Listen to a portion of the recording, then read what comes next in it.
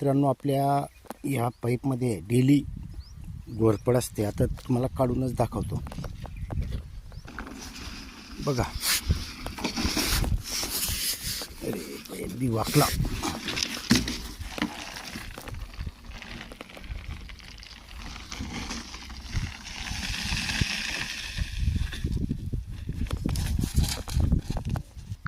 एकटा असल्यामुळे थोडा व्हिडिओ वाढू शकतो, कारण आता पाईपामध्ये चिटकून राहिलेली आहे. 2 जण राहिले असते, ठोकून ठोकून काढलं असतं. आपण हिला आजपर्यंत इजा केली नाही आहे.